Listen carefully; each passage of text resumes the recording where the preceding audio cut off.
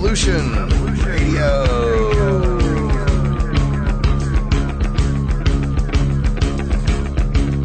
You're listening to Revolution Radio, freedomslips.com, 100% listener-supported radio, and now we return you to your host.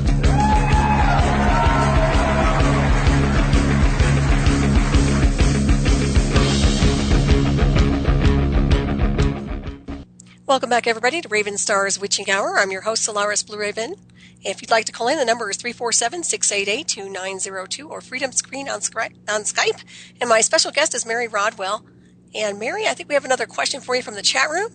It's ask Mary if she has met interdimensional humans yet. And I think this is where we are going. And that's from Steeple in the chat room.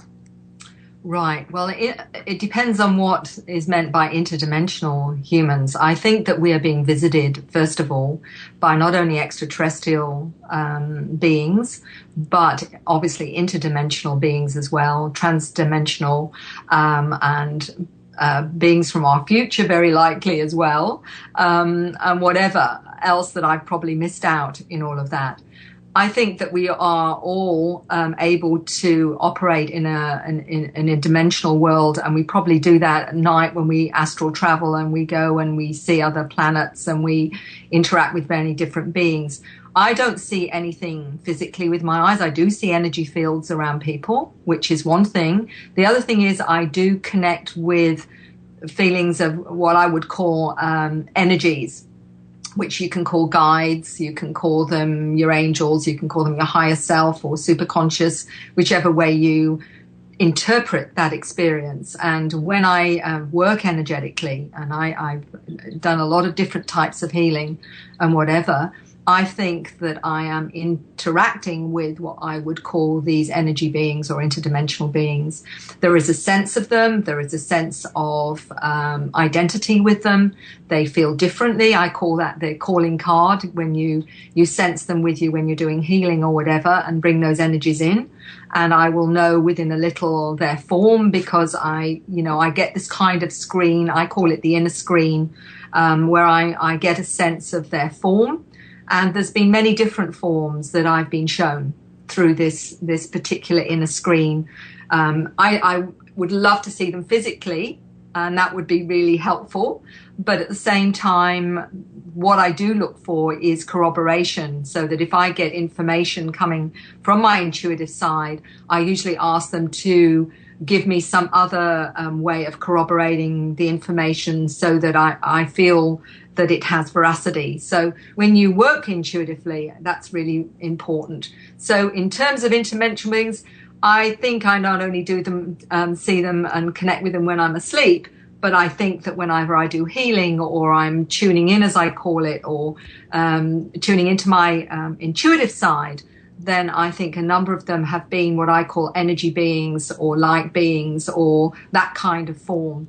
So that's how I interpret it. And it's always been very, very useful to me, particularly in the work that I do now, because when I do things like hypnosis, I can get a sense more of what's going on in the person when they're in an altered state. And I suspect that that's because I get support in terms of insight into what's actually going on. So that's about, that's about as close as I can get. Excellent. Well, thank you. And we have an unknown phone number here. Go ahead, caller. You're on. Hello, this is Roger. I was just the one that asked Mary that. The reason I asked her is because I'm having a great deal of these experiences, and most of them are interdimensional and time-traveling experiences, and that's why I was asking her that question. Thank you for sharing, and I appreciate that. I think that this is happening to so many people on the planet, and it's wonderful that you've been prepared to share that with people, because it's the only way that we can start validating what's going on for us and feeling okay with it and knowing that we're okay, because I think this is where we're going. This is how we're going to shift and work with our multidimensional selves, is also getting being prepared for all of that. And this is amazing for me when people actually say this is my experience, because it gives so much comfort to those that are experiencing this elsewhere. So thank you. Yep. Yeah, I've been on other dimensions, places where I'm in my apartment and it'll be totally gray, or I'll see portals, or I've been in a dimension where things are just floating. This has been explained to me by them as the pause before death or the pause before life, or where you actually die and then you transition into another life or another form after you die, and the fact that all souls have to go through this particular dimension to get to Earth. But I've had plenty of experiences in my condo, and people don't believe it because the thing is, it's in another time space, and it's basically the same condo, but there are just a few minor differences, and they're not wise to this reality, so they think that this is a bunch of nonsense, and it's not. Absolutely. And what I think that we are able to, and what you're able to do, is create your own portal. Energetically, you're able to do that. And I think this is where we're going to, is that a lot of the things that are on the planet now, from the sacred geometry and other of these frequencies, are giving us the ability to access those other realms in the way that you're doing, and how many others that have spoken to me say the same thing. One of the healers that I have on my DVD who talks about healing, he was a computer scientist, and he said in his lounge room was a multidimensional hospital with all these different beings coming in to assist with healing, and he described what it looked like. So I think that this is very much part of our awakening to the fact that we are, it's only really a different frequency that we're talking about, that we're able to move into those frequencies where we can access, there is no time in terms of one of the things that I've understood is too, that the only way we understand this reality is that it's linear, and we're told this is the only reality. But what you're saying and what others have noticed is that in that space, in fact, there is actually no time, and we are able to access many different dimensions with all different frequencies, with all different realities, from parallel universes to being just pure energy and in a unity consciousness state. So, yes, absolutely. And I just hope that others that are listening to this can see that this is okay and this is where we're going. Exactly. And Roger, I'm going to have to let you go because I've got other people with questions, but I really appreciate you calling. Thank you. Bye-bye. Thanks. Bye. Thank you. Yeah, thanks, Roger. And we do have a question here from the chat from a mouse, and it's Mary, for a child with Asperger's who sees people who aren't there, and in quotes, like a witch. Have you heard of this happening with these children? And do you think they are imagining these people, or how would you interpret this? She says this Asperger's child repeatedly saw a witch frequently in his bedroom, or maybe another kind of being, who knows. When he was about 4 years old, is this common? Yes, it is. It's more common than you would realize. And I've actually, if that person actually contacts me by email, I will send you my latest article, which actually explores the Asperger's, ADD, and autism in terms of how a scientist in Northern Europe knows they're all new programs. And what she's saying is that they are able to access the other realms through their through this ability, even though it's seen as a dysfunction. It opens you up to other realms. So I would believe absolutely that they are seeing what they say they're seeing and experiencing what they are say they're experiencing. Perfect. And what is your, let's go ahead and give everybody your email contacts and also your books and where people can find your books. My book, Awakening, is available not just via my website, but through Amazon, and very, very easy to access. If you want my website, just Google Mary Rodwell or ACERN.com.au. And on there is contact details on the site itself. Very, very easy, which is starline@ionet.net.au. But you will see that all on the website, and you can access me very, very easily. And I will send anyone who's interested in the latest article, which is about those particular programs, which was something that I've done a whole presentation on, because the truth is that I think these are all part of how we are expanding in terms of our human journey, if you like. Mm-hmm, exactly. And your link is in the chat room, by the way, so everybody has access to that, which is excellent. And so far as these children, is there a specific bloodline associated with the star children or star adults? Anything you've noticed? Certainly there does seem to be a link, and some are trying to say the Rh negatives are a particular bloodline. The A bloodline as well is A and A negative. But I think that what that may also be is that they are bringing in different types of frequencies. So maybe some of those bloodlines are to do with various origins as well, because we have to take in the origin of the person coming in as a soul, what they're bringing in terms of their awareness and their particular skills. When I've talked to a lot of the starseeds, we know that they come from all over the cosmos, from many different parts of the universe. Like this 10-year-old told me he knows he came through a portal in the sun from somewhere very, very far away. And he talks about the sun as being a portal, for example. So they're bringing in, I believe, different skills because perhaps in terms of different planets, they have different ways of understanding the matrix and bringing those skills in to help heal and assist this planet to evolve. So we've got them coming from everywhere, from whether it's Arcturus or Sirius or Orion or wherever. Excellent. And the crystalline, some come from crystalline planets, for example. So I think that they're all coming in with, as I say, those unique skills. Mm-hmm. And do you think this branches out? So it's the children, the star children, and then of course it goes up into adults. Basically, you have adults as well. So you're dealing with a big genre of beings and different species here on the planet right now on this timeline. Is that correct? Absolutely. And one of the things is this dual consciousness, where some of them are feeling they're part human, part ET.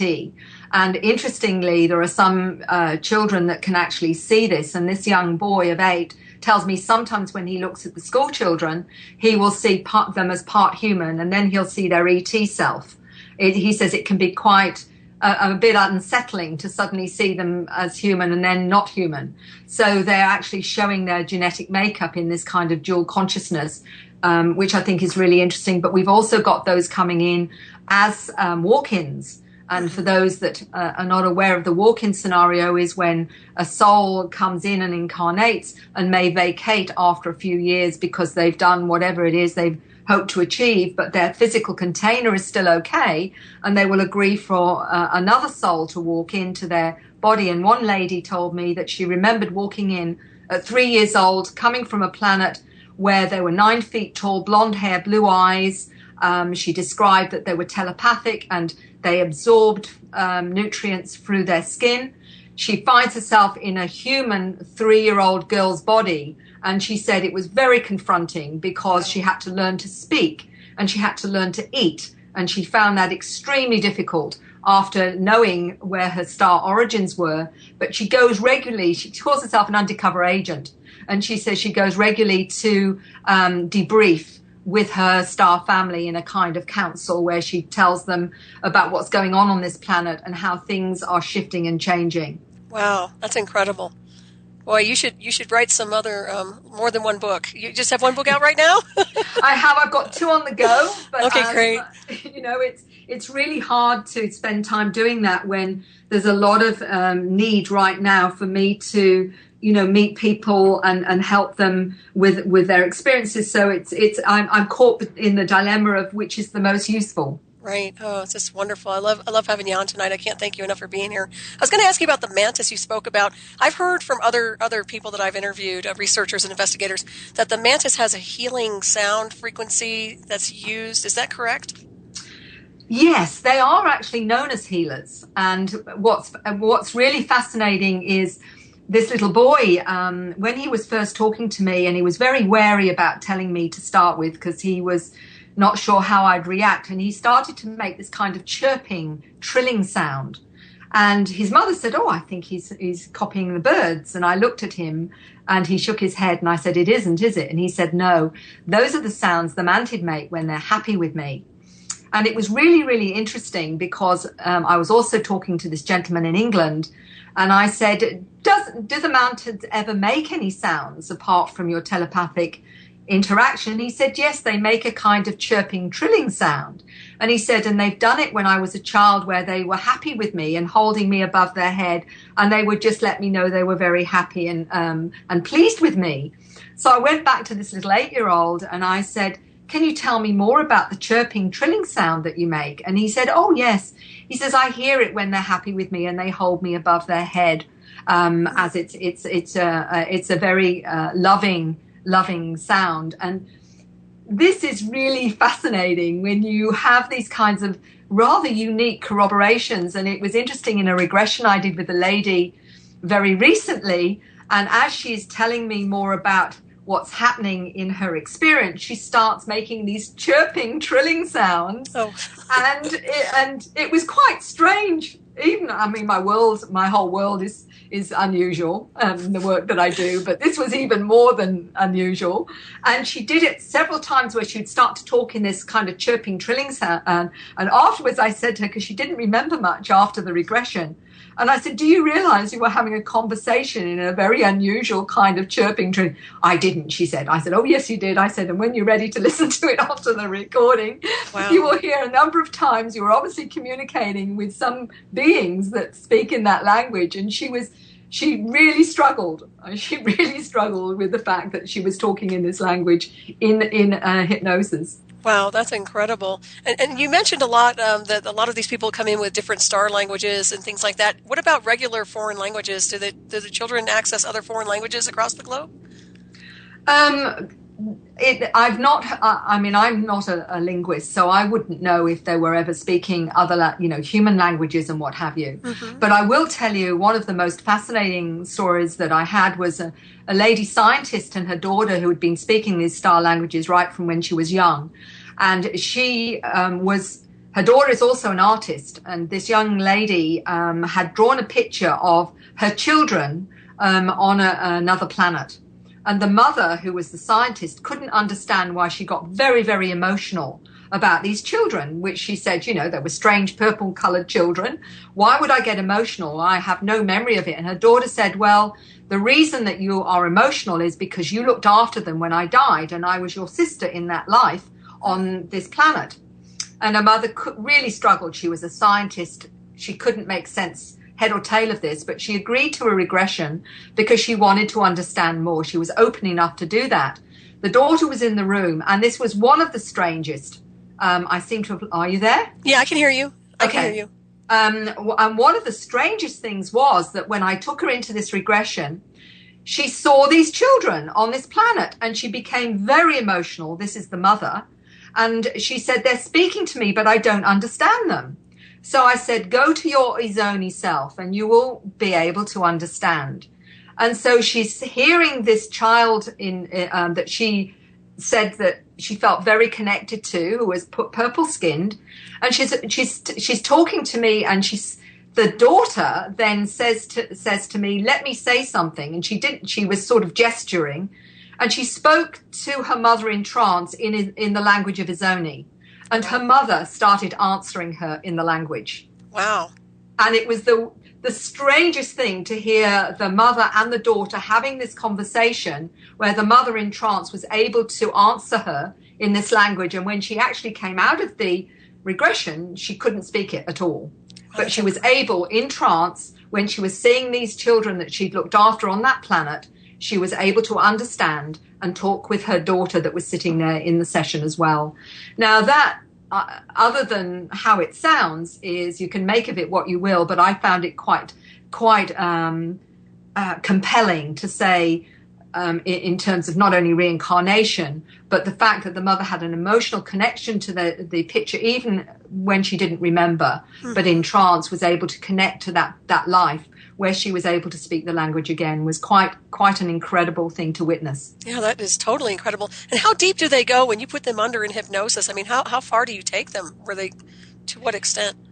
Well, it doesn't have to be in deep trance. Mm-hmm. There's only 20% that go into somnambulistic state where they don't remember anything. And often the ones that have done a lot of relaxation or meditation are the ones that go that bit deeper.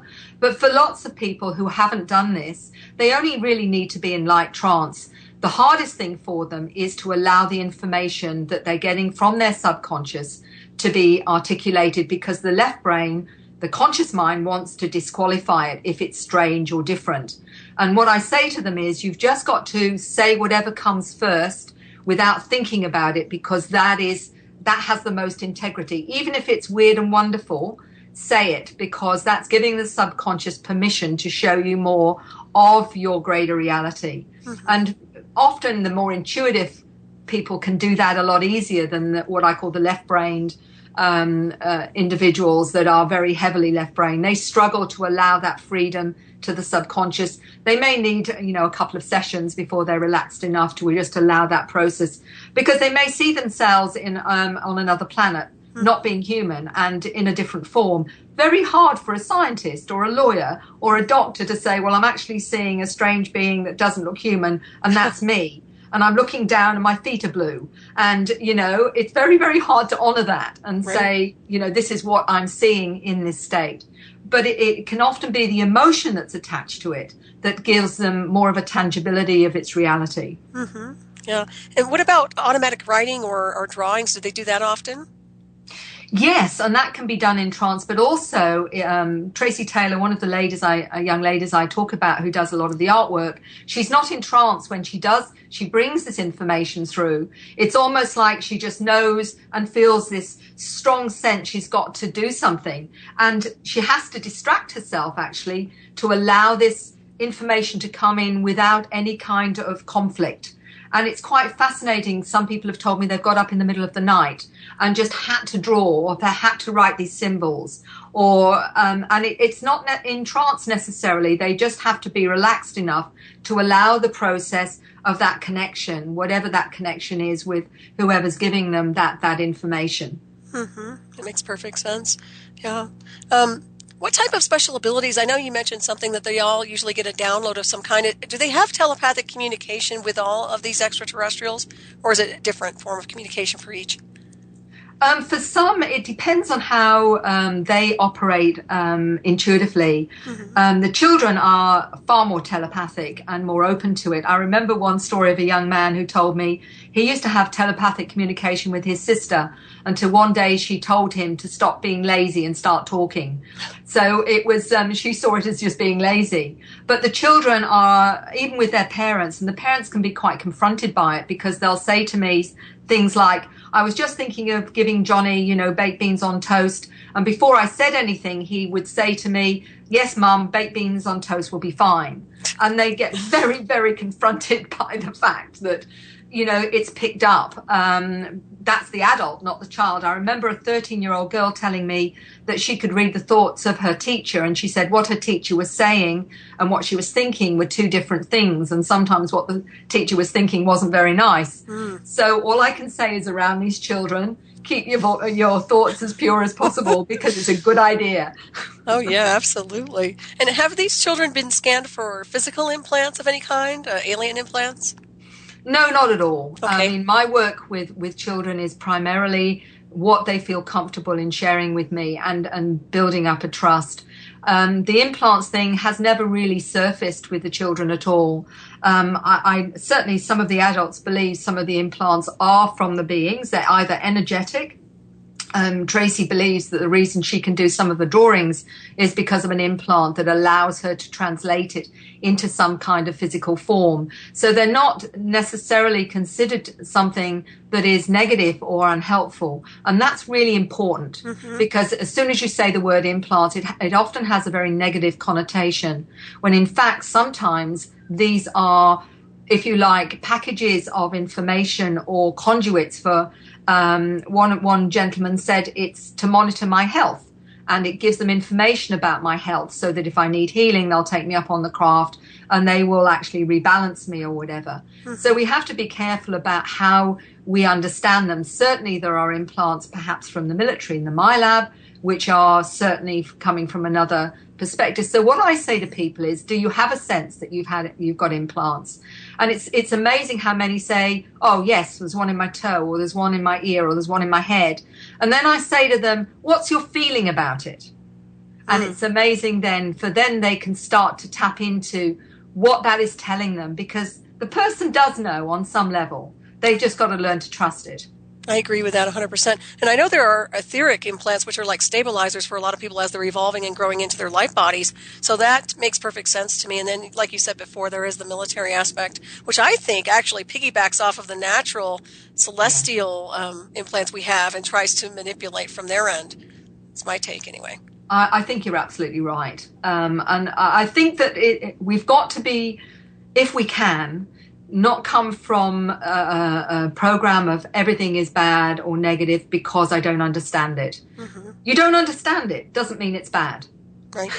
Exactly. It's about how can I understand it, and your intuitive side is where we've got to bring into balance. So, we've got most of us have got a very strong left brain, which is always trying to analyze and go with logic. We've got a wonderful tool called the right brain, our intuitive side, which is telling us we have a knowing, we have a sense. All of those things now we have to bring into balance so the left and right brain can complement one another rather than argue with one another and whatever. And once we've done that, then we get the insight we need, we get the support we need from whatever level we need to assess something. It's all there. We've just got to learn to believe in it and trust it. I agree. And a lot of it has to do with people just kind of being deprogrammed from the linear world into the multidimensional. But, it sounds like from what you were saying, a lot of these star children and those of us who are star beings are actually here to upgrade humanity on a higher level of consciousness. Would you agree with that?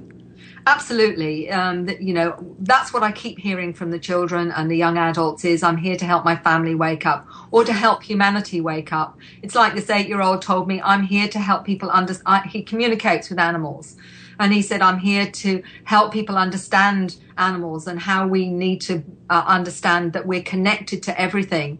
And this is a big mandate for an 8-year-old to actually articulate. Mm-hmm. So many are communicating with the animals. And he says that he knows what kind of day he's going to have by just looking at going outside and the feel of the energy. He sees, how the different plants feel.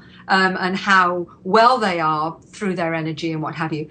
And this is right across the planet. They're everywhere. These children are everywhere. Even the babies. You can look at some babies and these children are amazing how fast they're, developing in terms of, that you see the intelligence there, you see the awareness. Mm-hmm. And my favorite little game now is when I see the babies, because I'm the biggest sook around being a grandma anyway, if they're a baby, you've got me. I forget about the parents. Just let me talk to this little soul that I'm looking at.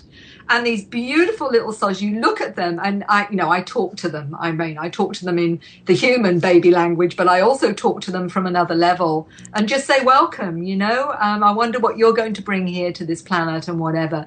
And there's a real sense when you do that there's something that's going on. It's just me doing my thing. And I just have great pleasure because I feel so blessed that they've come in to help this planet. Oh, I so agree with that. And I've got a question for you here. Let's see here. It's from Herbal Floozy. What about knowing by seeing an implant like a hard black crystal being removed by the cosmic medical crew and having a spot from where it was removed? Sound familiar to who may have planted it there? Does that make any sense to you at all? Yes, it's what I would say to that individual is to go into a quiet space, somewhere where they can really focus and ask questions about that. And see what they get.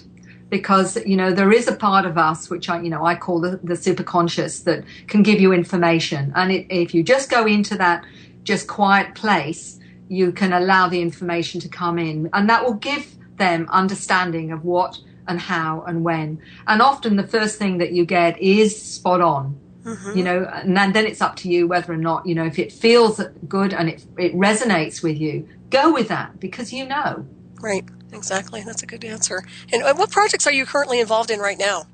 Probably everything. Multi-projects, to be honest. I'm planning some trips to the UK next year. I'm speaking at the Glastonbury Symposium and a few others. I'm coming potentially to Miami. I'm involved in a whole new setup, which people are going to hear about, called FREE. This is the Foundation for Research into Extraterrestrial Encounters with a group of amazing people. We've got scientists on this web. Part of us are advisory. Part of it, we want to produce credible documentaries about this experience and things, all the things from near-death experiences and what have you as well. But we want to have a global website that puts information out there from every level. And I'm involved with some wonderful people that are going to put this whole website out there. That's just one of the latest projects that I'm involved with. And also, in terms of all of that, my main aim is to try and get more information out there in articles and in terms of this whole area that, you know, the 2 books that I'm still trying to finish and whatever. Mm-hmm. So look, it's multi-leveled, multi-layered, and what I've learned to do, Solaris, I'm sure you do it too, is there's so much you want to do. You have to prioritize, and for me, this is one of my priorities, is actually being able to share what I'm learning, and hopefully it goes out there and helps shift the energies of this planet, so that we are, you know, it's like the pebble in the pond, isn't it? Mm-hmm. The more we can spread the information, the more that it's raising consciousness on the planet. That is why I have so much respect for what you're doing. Well, thank you. And likewise, it is osmosis. There's no doubt about it. And that's what that DNA activation is about also. It's just the information activates some part of the being of the person listening. So, yeah, I want to thank you again, Mary, for being on tonight. It's so exciting to have you. And you have another question here from Steeple in the chat room. Is the pineal gland a modulator for different energies? I think absolutely. And I think it's our window into being a portal to accessing other dimensions. And I know that many people are feeling this is being activated now. And it is our way in to who we are. And I think that the more that we can understand that, and if our intent is such that we can actually start activating it ourselves, it's just being aware. Mm-hmm. Well said. And your book, as far as awakening goes, can you kind of give a rundown insofar as what that book covers and entails for our listeners who haven't checked it out? Thank you. Yes, the book more or less wrote itself. One of the things that I discovered when I first came into this whole phenomena was how many people had nowhere to go, were isolated, had no referral source or whatever. So how could I offer them something that would enable them to go through their own process if there was no one there to help them or guide them? And so all the questions that I got asked over the months and years, I would put chapters on what to do about the fear. How do I know it's real? What do I do if my children are having experiences? You know, what is your intuitive side, clairvoyancy, telepathy, all those kinds of questions. And I put them into the book. And it was quite fascinating that as I was writing it, if I was writing something on, for example, implants, all the phone calls that I would get while I was writing that chapter would be about implants. It was like, okay, from another level, Mary needs to know about X, Y, and Z to write this chapter now. This is what she needs to do. And it was quite bizarre, right up to, you know, the star seeds and what have you. So the book is a process in short, to encapsulate. It starts off saying, how do I know this is real? What's it all about? And what does it all mean? And it takes people through that whole questioning from the fear right through to who you are and how you can start to work with who you are.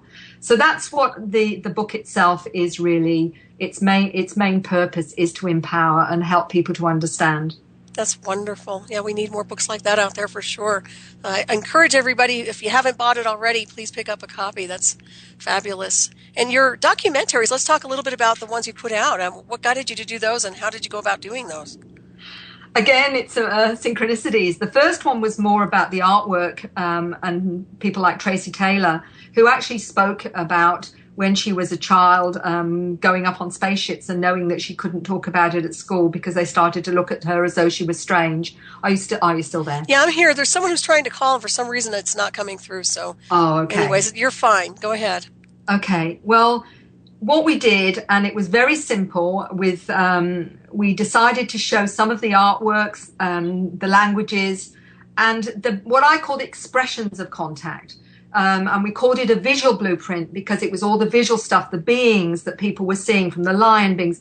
Because, as you know, all that's ever talked about is the greys, the zetas, you know. Nobody knows there's blue beings, there's energy beings, there's manta beings, there's lion beings, there's cat beings, there's crystalline beings, there's you name it. We were talking about a cosmos here of many different types of beings. So what we were trying to do was show the matrix of the different types of contact, and that was one we took. We had no expectations we were going to win any kind of awards for it, but because it was so unusual and so different, without any edits, people found it very, very fascinating. And then communication and healing was a follow-on from that, We didn't want to edit out the weird, because the weird is part of what this is. And the trouble is with a lot of the standard documentaries and what have you, all they focus on is the sensational, fear-based, let's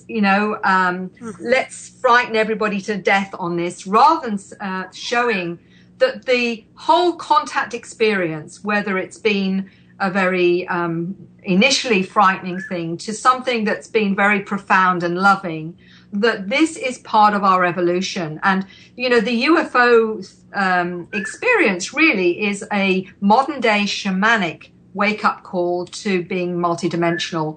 And what I'm saying is the parallels between shamanism and abductions are very similar.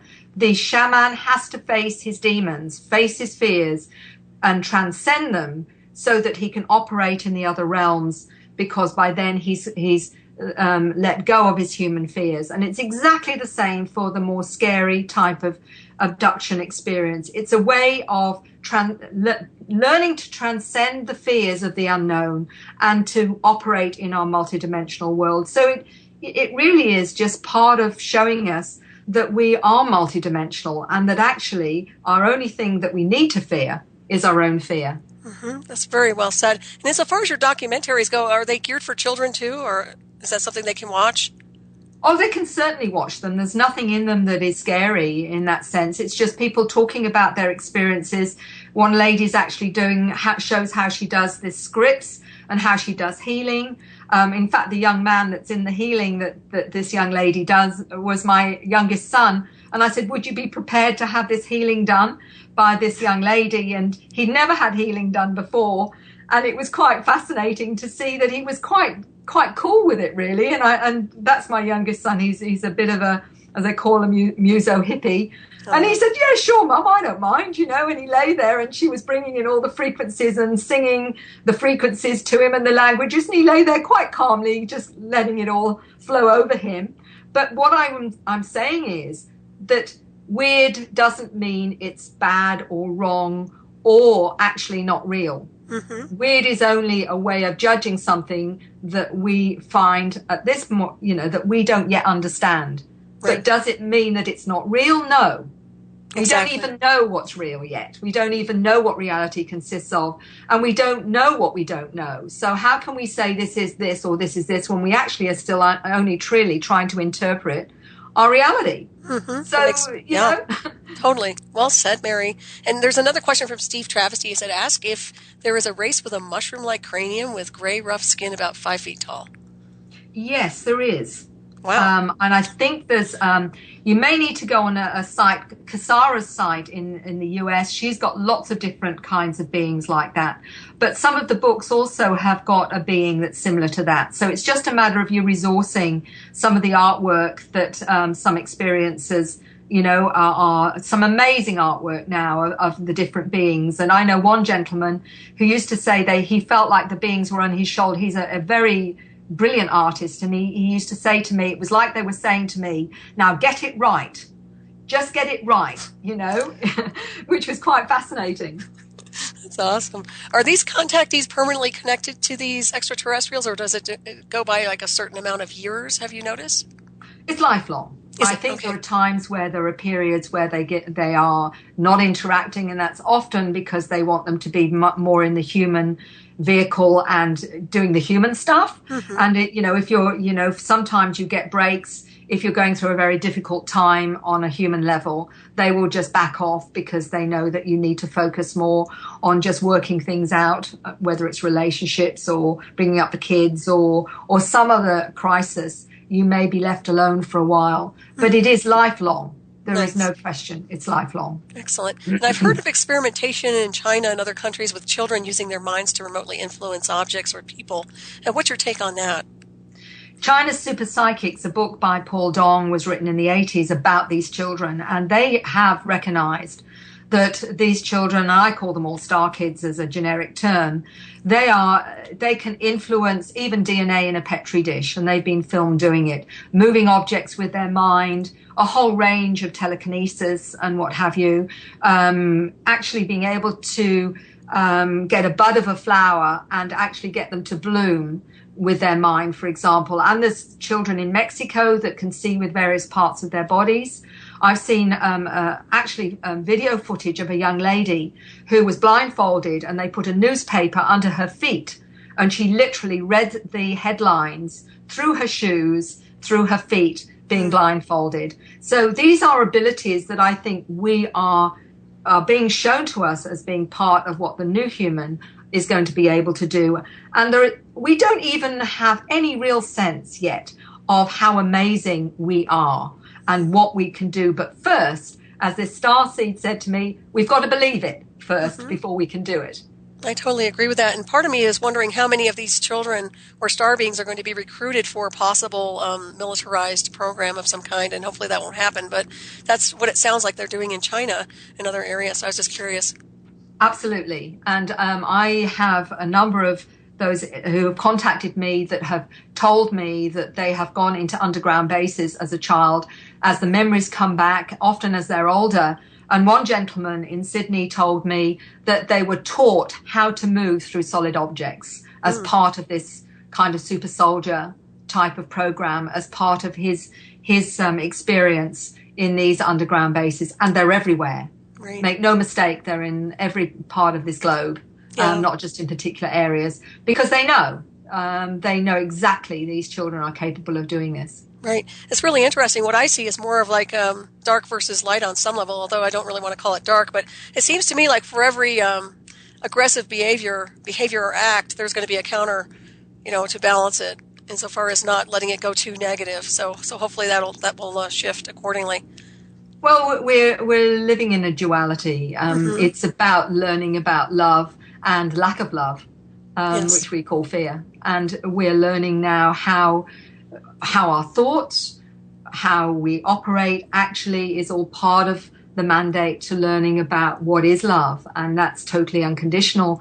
But while we've still got all those other issues to understand as a human, we are also learning about what I call the lack of love, whether you call it the negative side or the dark side or whatever. I'm not comfortable with those terms. I think we're here to explore what love is and what love isn't. Right. And that's a broad term of, teaching us really how we get back to where we came from. Exactly. I totally agree with that. And insofar as protection goes, what would a parent do to give extra shielding to a child who has a special ability or a connection to these star beings, if any? I think the most important thing for the parent is to love and support unconditionally how they articulate their experiences, give them the freedom to talk about it so that they don't feel isolated and what have you, but also make them aware that there are places where they can talk about this where it's safe and where there are places where it's not so safe. So they do learn to tune in to where this is appropriate, not appropriate. Just like this little 8-year-old was quite cross with his mum because he couldn't ask the other two of his school friends whether or not they remembered going up on the craft, and her saying that's not such a good idea. The bottom line is that we have to be aware that the children, if they demonstrate anything that's too different, they're going to be headed towards the nearest psychologist or whatever. And that is, to me, the greatest harm at the moment, because until we have psychology and those within it understanding what really makes reality, it isn't the best place to head them, let's face it. Absolutely. In my book, I have a whole chapter on a young lady at 14. She told the doctor she was seeing aliens, and he immediately diagnosed her as schizophrenic. She was put on a cocktail of medications at 14, where she nearly suicided a number of times. And it was only when she was 19, she finally phoned me, and it was because she'd seen some talk shows. And she said, I believe I'm not crazy, that I am seeing these beings. And it was a complete reversal of what she'd been taught to believe via the doctors and the belief system, and her way to healing and understanding. But this is not unique. It's the tip of the iceberg, Solaris, and it breaks my heart to think of how many of these beautiful children have been put into psychiatric hospitals and medicated because of who they are. I totally agree with that. Yeah. Well, in the old days, they used to do it with anybody who was clairvoyant, too. I mean, people with Yes. special gifts. So, yeah, that's unfortunate, and it really needs to stop. There's no doubt about that at all. And insofar as the anomalous paranormal experience goes, how would you define that? Anomalous, I'm not sure if I'm sure of the question. Okay. To me, it isn't really anomalous. It's anomalous in a third dimensional world that says unless you can see, hear it, touch it, it's not real. And we know that's not reality. Everybody is intuitive. Everybody is psychic. I don't like that word really. I just think it's it's the other part of our multidimensional nature. We all have it. We may suppress it, and we may be afraid of it. We don't understand it. If we've got a religious belief that says it's not safe to open up that side of ourselves, that the demons are going to get us or whatever, then it gets compromised by fear. It gets compromised by judgment. It gets compromised by being different. All those things. Ultimately, what we experience is our human experience. And as long as we are able to work with it in a balanced way and in harmony with our consciousness, our right brain, logical, analytical side, we actually can access more information about what reality consists of. Because at the moment, I believe we've got one eye closed and we're looking at reality through one eye, and we think we know what reality is. In fact, I usually make this joke that the more I learn about who we are and the multidimensional nature of reality, I believe I stand on this kind of ice floe, which I think is my reality for the moment. And as I learn more, it melts, and I've got to jump onto another ice floe that's just a bit more expanded. And I probably will be doing that till the moment I'm no longer physical on this planet. Because what is reality? Nobody can actually tell you, not even the scientists. Exactly. You're brilliant, Mary. I was going to ask you, do you have any of the children ever described anything insofar as multidimensional states of consciousness, insofar as living simultaneously in other dimensions at once? Yes, there seems to be the sense that, almost like a bilocation sometimes, where they can manipulate time and space. But this is still something that they might be very wary of as a child, because they don't even know half the time they're doing it. The truth is, what we call past lives are actually being accessed all at the same time. In fact, it's not the way we perceive it that's the past or the future. We're actually operating as a soul, I believe, all at the same time. All our lifetimes we're accessing on some level or other, and our future. It's just that we have to put it into a linear format. So we're all doing that, but some do it more consciously. They're able to access those aspects of themselves on a more conscious level, if that makes sense. Oh, absolutely, it does. And how is Dr. Roger Lear connected to your research? Have you worked with him at all? Oh, yes. I mean, he was kind enough to do the foreword for me. Right, I noticed that, yeah.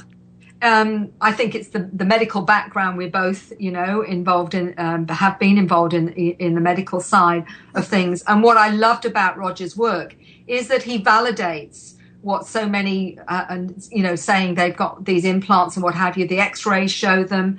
He was able to examine them clinically. And what we know is they shouldn't be there, that they have strange properties, and that in fact he's proving the reality of some of the implants that people have had and experienced. And that is very important. In a third dimensional reality, we do need the tangibility. And I will never dismiss the tangibility as being extremely important part of the nuts and bolts of giving us, a reality that we can marry with our non-physical, more anomalous experiences. We need that because we're physical too.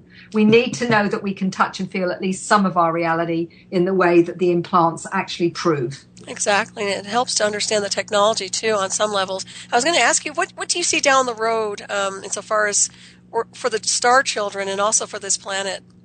What's your insight? Well, being an optimist at heart, I don't believe all these amazing souls that have come to this planet and have been coming for the last 100 years or whatever to help with the shift in consciousness have come for a waste of time.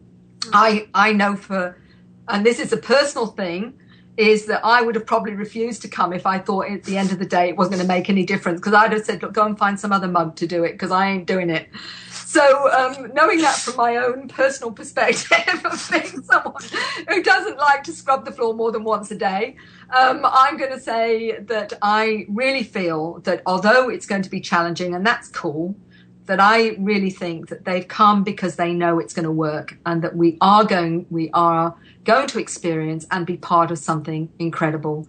And I'm very excited about it. I don't get a negative feeling. I mean, I don't mind, scrubbing the floor if I'm going to get a nice clean floor at the end of it. So I just feel very positive about our future. I do think it's going to be difficult for a while, but that's, nothing worthwhile is worth having unless it's been challenging and we feel we've achieved something. Mm-hmm. So for me, I think we've got an amazing, amazing future, and the Star Kids are telling me the same. Wonderful. And have you stayed in touch with the Star Children over the years? Absolutely. I might not hear from them for a number of years, and then they will get back to me saying, look, there's some stuff happening now, Mary, and this is where I'm at. And it's amazing, their awareness and understanding of their experience actually broadens and becomes far more universal in understanding as well, which is absolutely brilliant, and just shows how they just are continually evolving. Right. Exactly. And can you believe we're getting ready to wrap this up? It's been incredible. I have a few minutes here, but let me just go ahead and make a quick announcement. I do want to thank you so much for being on the show tonight, Mary. This has been incredible to have you on, and I really would love to have you back on as soon as I can. Whenever you feel guided to come on, please let me know. Love to have you back. You're incredible and brilliant mind. What a blessing to all of these star children on this world to have you there as a resource, because they really do need someone to communicate this data to. So that's just fabulous. I'm really happy you're here. So I do want to thank everybody for tuning in tonight, all those good questions in the chat room, and everybody at Revolution Radio, of course, and the producers, and Jerry B. Thanks for helping me out over there. And please join me next week when my special guest will be Dr. Eric Pearl. And stay tuned for Shine a Side Out with David Dunger and Becky coming up next to sail you on into the night from down under. And we do have a few more minutes here. Is there anything you wanted to cover real quick that I haven't mentioned? What can I cover? I think you've done extremely well to bring so many different concepts in. I think the most important thing I want to leave your listeners with is really just listen to yourself. Really listen to that inner wisdom that is telling you how your journey is, and don't ever dismiss those insights, because that's the real you coming out, and it's the most important person to listen to is yourself. Absolutely. Before anybody else. Well said. And for an adult who wants to get in touch with their star family or their celestial heritage, how would you what would you do to advise them insofar as connecting in with that? Again, it's the intent that you're putting out a frequency when you are seeking something, and that frequency will pull in the information that you need from the matrix, or we call the universal source, whether you want to call that God or whatever. You just have to ask. Mm-hmm. And I think the intent will actually respond in whatever way you need it to. Very well said. And I have a few more questions here for you since we have a few more minutes. But insofar as working with adults goes, what type of experiences do they have opposed to the star children? Are they different?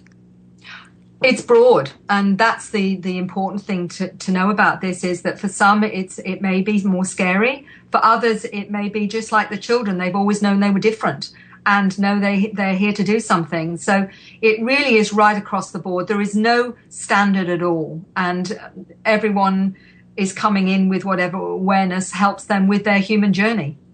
Excellent.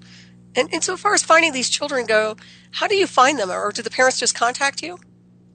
It's usually the parents noticing their children are different and they want to understand or best help their child in some way. And that's how I get to know them. The children themselves don't contact me, obviously, because they don't even know. They don't watch the look at YouTube and whatever. So, yeah, but it's amazing how people find me. That continually blows me away. Yeah, that is interesting. And you have quite the clientele, I'm sure, right now. I mean, I'm sure you get bombarded with information and phone calls and all that good stuff, which is really positive. I feel really blessed, and I'll tell you for why. Because I think I have the wonderful honor of being connected to some of the most aware people on the planet. Now, who wouldn't want that? Mm-hmm. I think I'm a very, very blessed lady. So, you know, I am so thankful that I chose this time round. Absolutely. What percentage of these star kids pursue an interest in the sciences because of their interaction with extraterrestrials? Do you know offhand? I think there's a high percentage of those star kids that are in those fields, and they will bring in the new understanding with their science background. And I think that's already happening. Number of scientists that have contacted me from different fields is quite amazing. Oh, so it is happening. It is absolutely happening. Yeah, that's pretty neat. Have you heard, I heard this the other day, Jeff Harvey was talking about holographic blood. Are you familiar with that at all? No, it's not something I'm familiar with, but I'll certainly explore that. Yeah, it's something you might want to check out. I was very intrigued by it, and I haven't done enough research on it, but it's basically healing, a form of healing through assessing the blood on a holographic level. It just sounds fabulous, and of course they're using frequency associated with it. So, yeah, I just thought about that with the star children. I thought that might be in resonance with some of their information that was downloaded onto them. Or into them, I will definitely look at. Certainly, a lot of them have become medical intuitives, where they can feel themselves going into the body and seeing what needs to happen or what they need to do to assist with the healing process. That's very common, or almost like X-rays. They can access the information and see it. That's incredible. And so far as the hybrid goes itself, I mean, what other species would you say is integrated in the most with these children? Well, what I've understood is that there may be as many as 12 different species of genetics within us. Mm-hmm. But whether or not there's more than that or not, you know, we don't have any mandate on that. And from my senses, with so many coming from different parts of the cosmos, maybe there's many, many more. I just don't know. Mm-hmm. It's incredible. I think about a lot of different species out there, and I know you mentioned, was it the Greys you were mentioning were the ones that were interacting with them? The Greys, what people don't realize is there are many different types of species of Zeta. And one lady told me she knew of 165 species of Grey. So when we say the Greys, it's like picking one human out of our planet and saying that represents all humans. So we really don't know. There is so much we don't know. Yeah, it's really incredible. I swear. It's amazing. What a fabric it is. What types of families do these star kids come from? All kinds. All kinds. All kinds of families. Excellent. Well, listen, we're running out of time here. I just want to thank you again, Mary, for being on the show tonight. It's been an incredible show. I want to thank everybody for listening. You guys have a great weekend, and I'll see you next week.